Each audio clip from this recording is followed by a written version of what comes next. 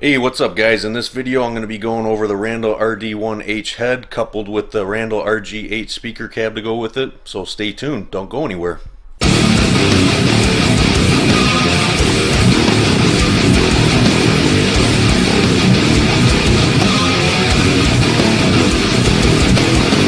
Alright guys, welcome back. So in this video I'm going to go over the Randall Rd1H head, which is right behind you guys. I'm going to show you that in a second. I'll show you the layout in the back and the front, show you the speaker cab and all that kind of good stuff. Those of you guys that are not familiar with this, Randall came out with some of these Diavlo series. I want to say it was back maybe about 6-7 years ago. They've been out for quite some time.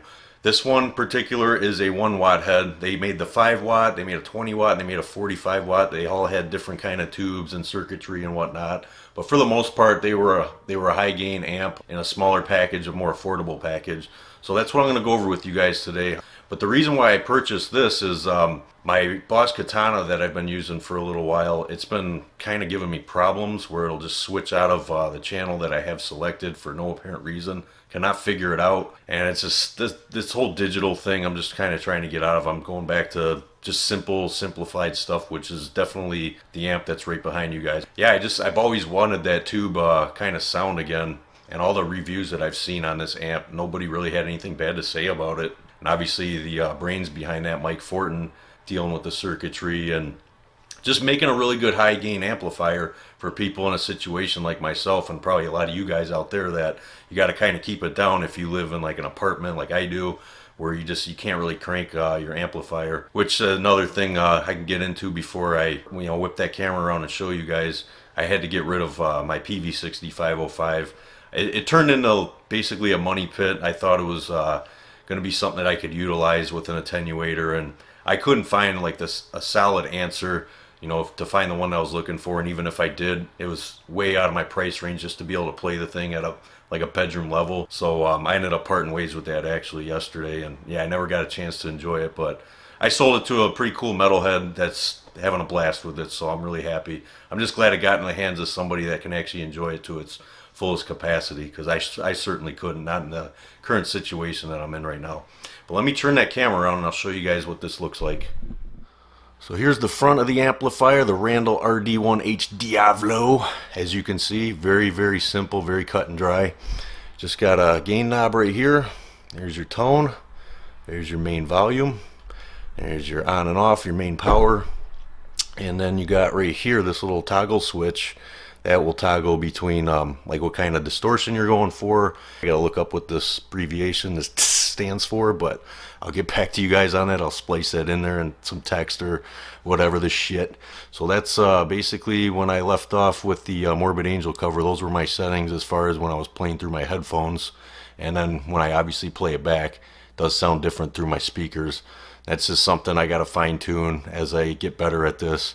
But that first recording overall, it came out pretty cool. I'm pretty impressed, pretty happy with this little amp. I mean, the versatility out of this this 1-watt package, pretty cool.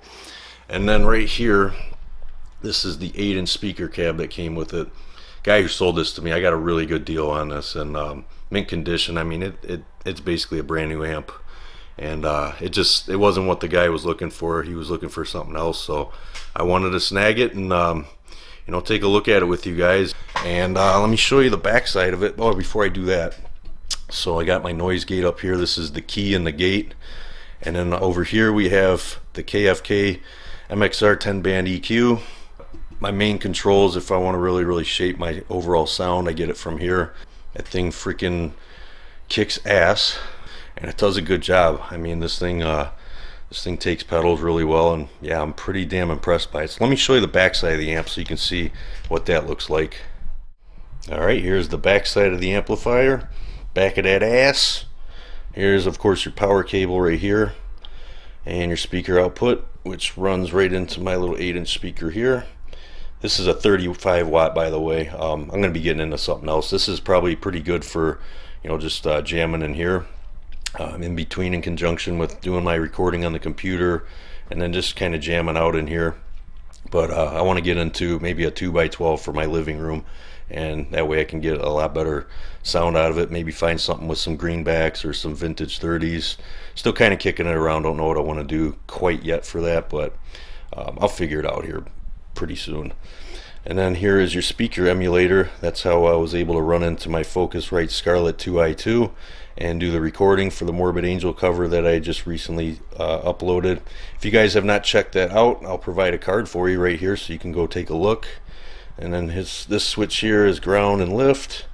And then of course your effects loop, very, very simplified. And we got two 12AX7s in there, and then your power tube is a 12AU7, I believe. So enough with me shooting my mouth off. Let's get some riffage going. Let's get some chunks. Alright, first guitar that's up is going to be my BC Rich Beast. This one's just in standard tuning. I got a Seymour Duncan Black Winter loaded in here. And we're going to go through all kinds of different guitars. We're going to go with standard tuning. We'll go down to C sharp. We'll go to B. We'll go to A. I'll bring my H string in here. I just want to see if this is a jack of all trades amp. You'll get different sounds each time, so I want to walk you guys through with all that. And here we go. Let's see what we got here.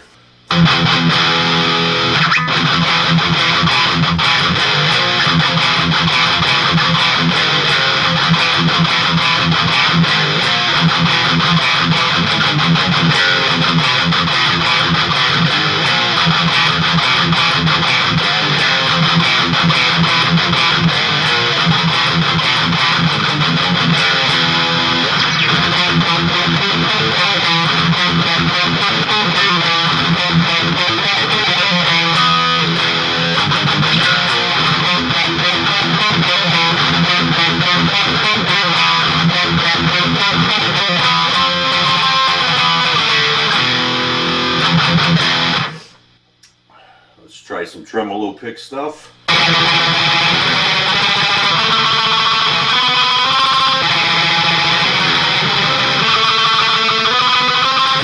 I need to warm up.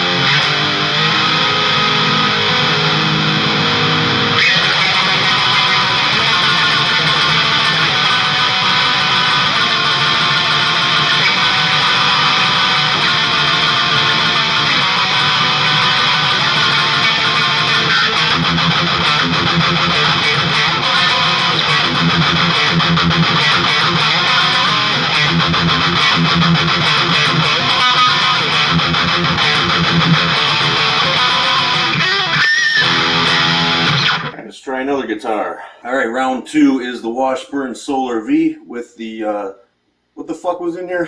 I can't remember. Oh yeah, right there. So it's the Duncan McThompson signature pickups. Brain fart, idiot.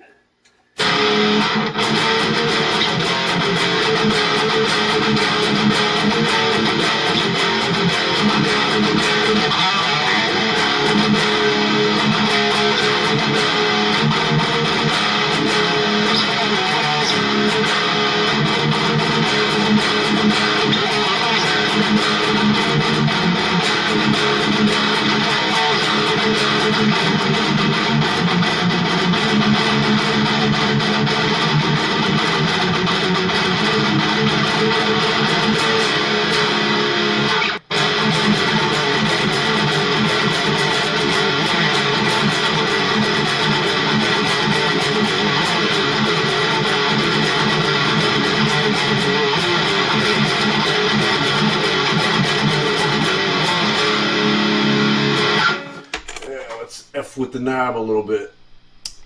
Center position, whatever that is.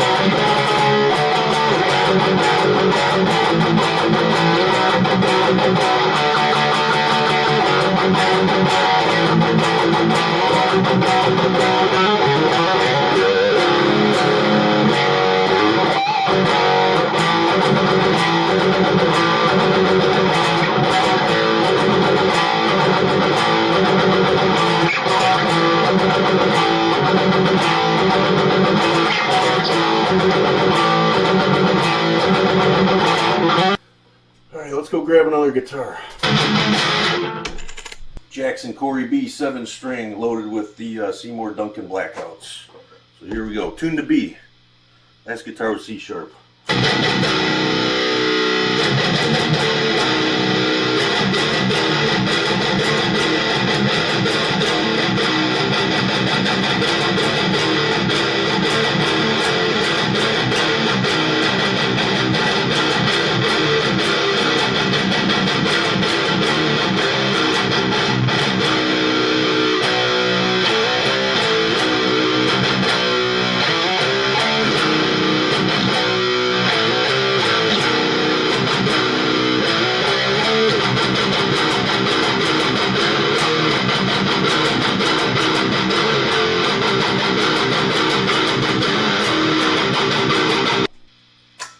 Alright, next guitar. We're going to go with an A-tune guitar. This is my Saw Insurgent 7-string that was given to me from Stu Wilf.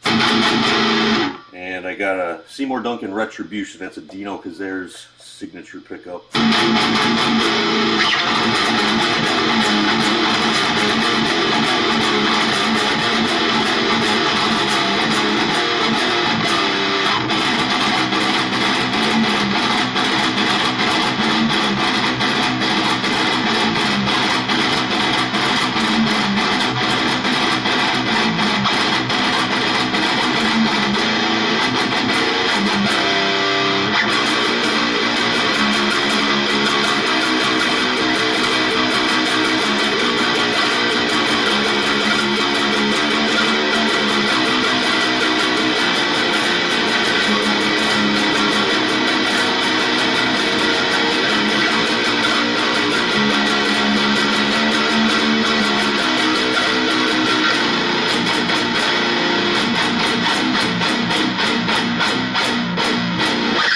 Pickup is nasty, dude.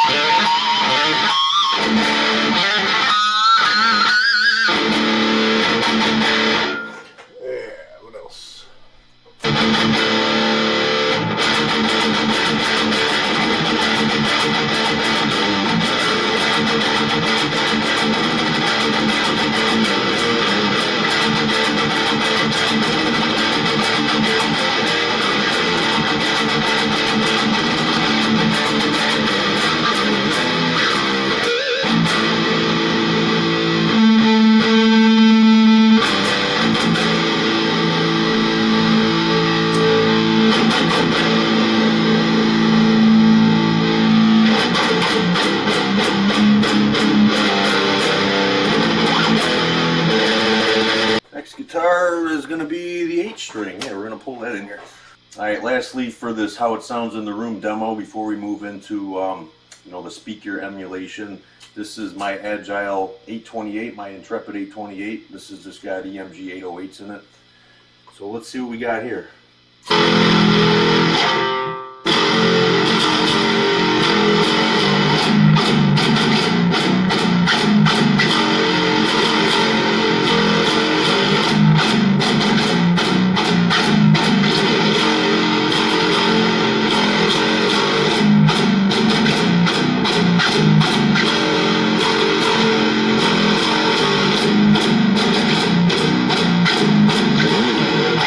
That was my riff, but that is not. That's a catalepsy riff. let's F's with the tone a little bit.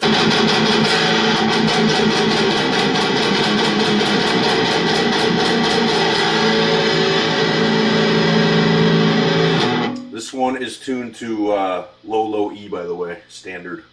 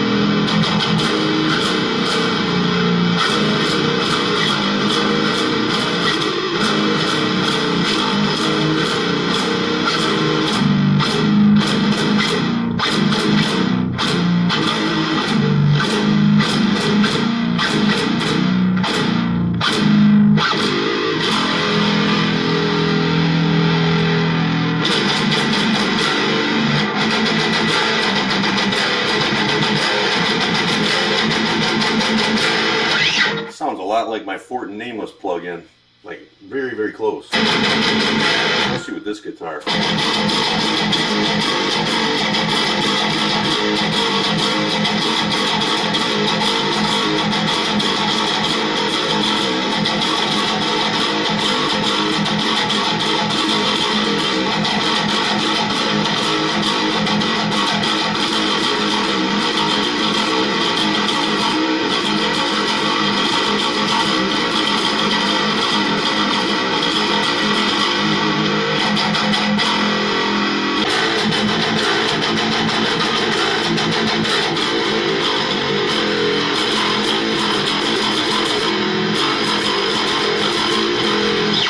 Pretty clear for being that low. That's actually pretty impressive.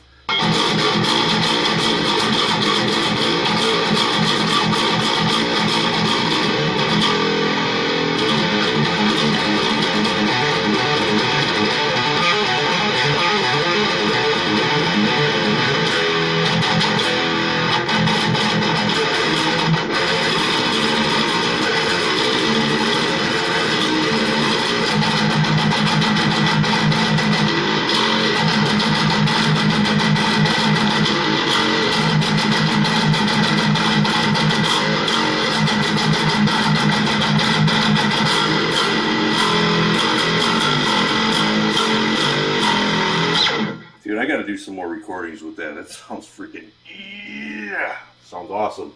But we'll get into the interface kind of stuff right now and see what she has to offer. So stay tuned.